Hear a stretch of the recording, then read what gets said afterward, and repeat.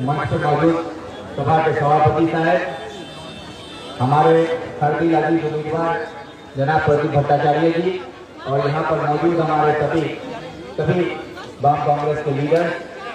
और आज मैं इस मंच पर आकर आप सबके सामने मुझे यह खुशनसीबी हासिल हुई कि यहाँ पर इकराम साहब की लीडरशिप में जो हजारों लोगों ने, माँ बहनों ने आज कांग्रेस में थामा है।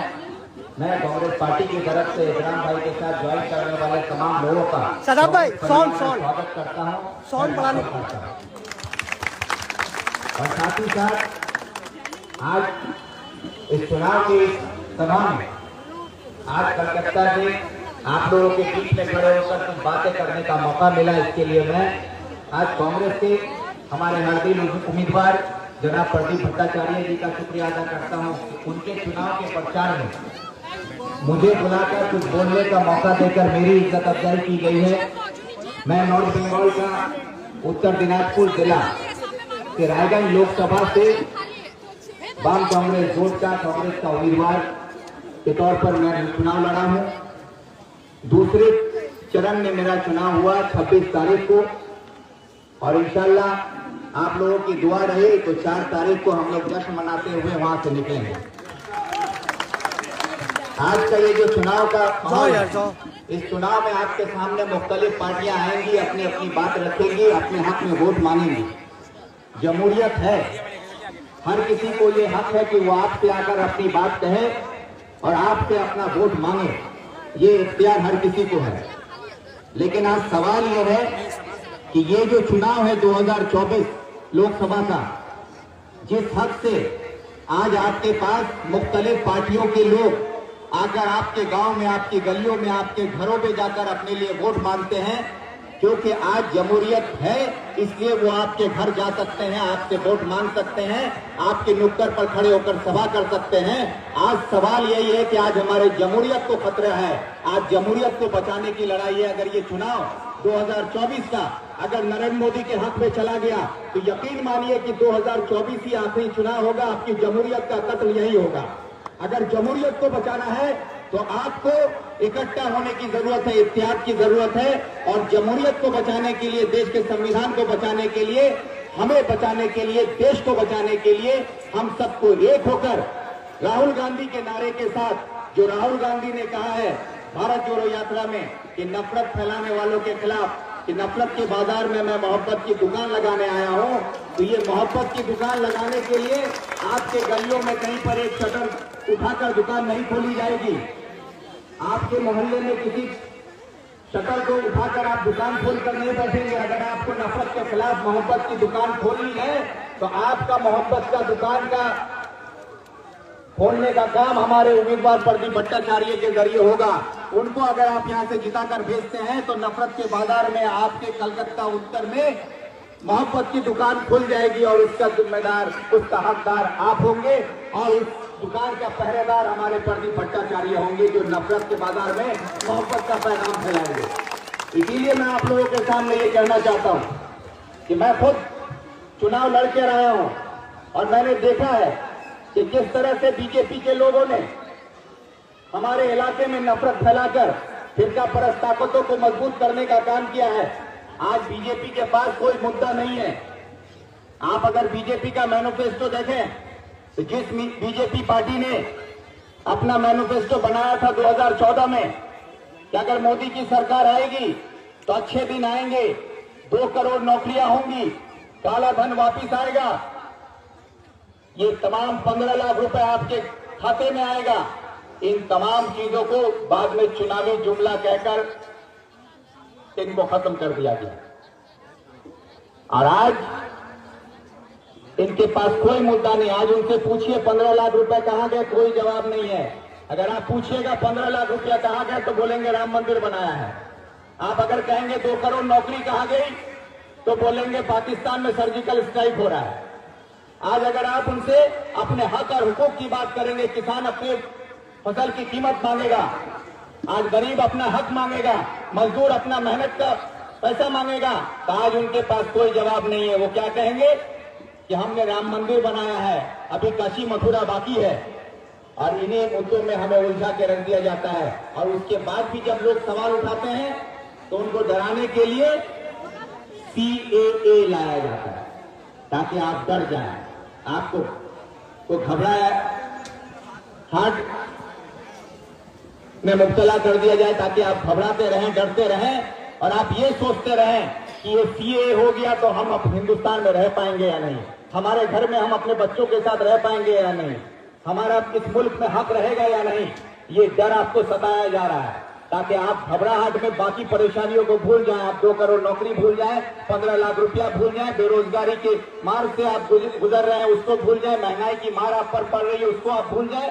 तमाम चीजों से आपका ध्यान हटाने के लिए आज CAA का कानून लाकर आपको घबराने के कगार पे खड़ा कर दिया गया ताकि आप डरते रहें और घबराहट में आप कोई भी मुद्दा पर बात ना कर सकें। इसलिए मैं आपसे यकीन के साथ कहना चाहता हूं, मैं अली इमरान रंज, मैं भी एक मुसलमान हूं और मैं दावे के साथ कहता हूं कि मोदी या मोदी के अब्बा में भी अगर इतनी ताकत है कि हिंदुस्तान का एक मुसलमान को बाहर निकालने की ताकत रखता है तो पहला मुसलमान मैं बनने के लिए तैयार हूं कि मुझे हिंदुस्तान से बाहर निकाल के दिखाए। मैं दावे के साथ कहता हूं।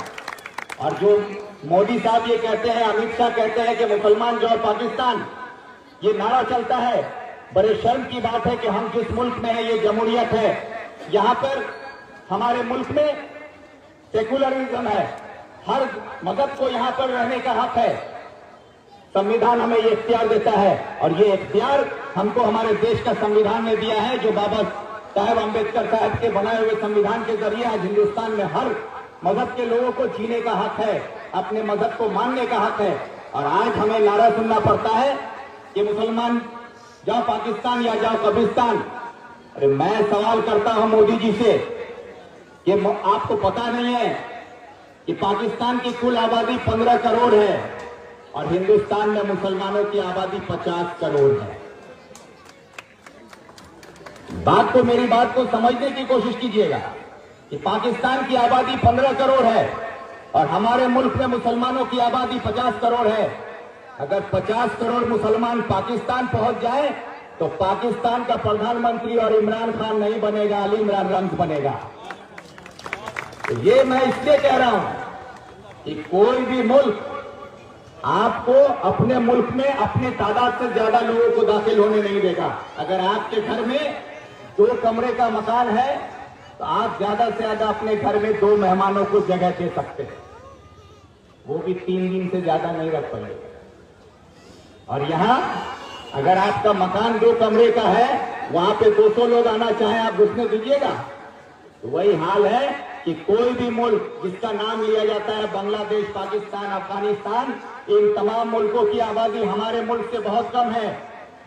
और रहा सवाल जो ये डर दिखाया जाता है कि मुसलमान माइनॉरिटी हैं, माइनॉरिटी का जो नारा दिया जाता है, तो मैं आपको कहता हूं कि हमें अपने सोच को बदलने की जरूरत है कि माइनॉरिटी का एहसास दिलाकर ये बताया जाता है कि हम कमजोर हैं। हमें ये सोचने की जरूरत है कि हिंदुस्तान की दूसरी सबसे बड़ी ताकत मुसलमान है और दूसरी सबसे बड़ी ताकत मुसलमान है। और इसी ताकत का इस्तेमाल सियासत में किया जाता है जो बंगाल में ममता बनर्जी करती है, जो मुसलमानों को अपने पल्लू से बांधकर उनको CAA का डर दिखाती है कि मोदी आएगा तो CAA होगा, मैं रहूंगी तो CAA नहीं होगा। अरे ये वही ममता बनर्जी है जिसने पार्लियामेंट में CAA को पास करके आकर बंगाल में नौटंकी किया है। ऐसे इस हालत में आप लोगों को समझने की जरूरत है कि आज आप लोगों को, हमारी माँ बहनों को, जिस तरीके से आज लक्ष्मी भंडार का डर दिखाया जाता है, बहुत सारे वार्ड में तृणमूल के साथी जाकर आप लोगों को ये कहते हैं अगर तृणमूल को वोट नहीं डालोगे तो तुम्हारा लक्ष्मी भंडार बंद हो जाएगा। ये डर आपको दिखाया जाता है। मैं आपसे कहना चाहता हूं कि आप इस बात को अच्छी तरह से समझ लीजिए। प्रदीप भट्टाचार्य जी ये पार्लियामेंट के लिए खड़े हुए हैं, ये दिल्ली की सरकार बनाएंगे, इससे बंगाल की सरकार नहीं बनेगी या गिरेगी। इससे बंगाल की सरकार का जो पॉलिसी है, लक्ष्मी भंडार भी रहेगा। और अगर दिल्ली में प्रदीप भट्टाचार्य जी जीत कर जाकर वहां पर इंडिया जोट की सरकार बनती है तो हमारी मां बहनों के लिए आने वाले कल में एक मां बहन को सालाना 1 लाख रुपया दिया जाएगा महालक्ष्मी भंडार की तरफ से, और महीने का 8,500 रुपया भी आपको मिलेगा और बंगाल का जो लक्ष्मी भंडार है वो भी आपको मिलेगा। इसलिए आपको डरने की जरूरत नहीं है। आपको लक्ष्मी भंडार देकर डराया जाता है। राशन के नाम पर बोला जाता है कि फ्री का राशन दे रहे हैं, इसको तरक्की में गिनाया जाता है। मैं सवाल करता हूं, हमारी माँ बहन या बड़े बुजुर्ग, मेरी आवाज जहां तक जा रही है, मैं हर नौजवान साथियों से पूछना चाहता हूं कि फ्री का राशन देकर हमको ये बताया जाता है कि हमारी तरक्की हो रही है। ममता बनर्जी ये कहती है मैं 8.5 करोड़ लोगों को फ्री में राशन बांट रही हूं। हमारे देश का प्रधानमंत्री ये कहता है कि मैं 82 करोड़ 35 लाख लोगों को राशन फ्री में देता हूं। तो आज इस बात को आप सुनकर अगर फख्र महसूस करते हैं तो ये हमारे मुल्क के लिए शर्मिंदगी की बात है कि आज हमारा मुल्क में 82 करोड़ 35 लाख लोग, 8 करोड़ बंगाल में लोग मुफ्त का खाने पर मजबूर हैं। और मुफ्त का खाना कब खाया जाता है? जब हमारी रोजी रोटी खत्म हो जाती है, जब हमारी आमदनी नहीं होती है, जब हमारे पास रोजगार नहीं होता है, तब हमें मुफ्त का खाना खाना पड़ता है। और हमें मुफ्त के खाने पर मजबूर किया जा रहा है। हमारे नौजवानों के हाथ से रोजगार छीन लिया जा रहा है, पढ़े लिखों को नौकरी नहीं मिल रही है, हमारे माँ बहनों के हाथ में काम नहीं है, हमारे दुकानदार भाइयों का जो कारोबार है वो मंदा चल रहा है, हर चीज में मंदी होती जा रही है और ये लोग कह रहे हैं कि हम तरक्की कर रहे हैं।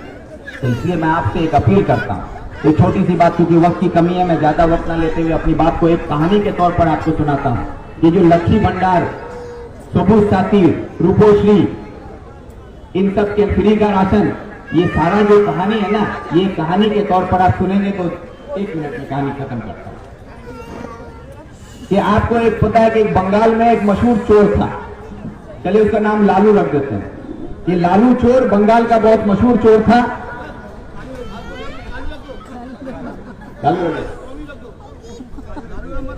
अरे वो का बोले कि कालू रखो, तो चोर का नाम कालू रख दिए।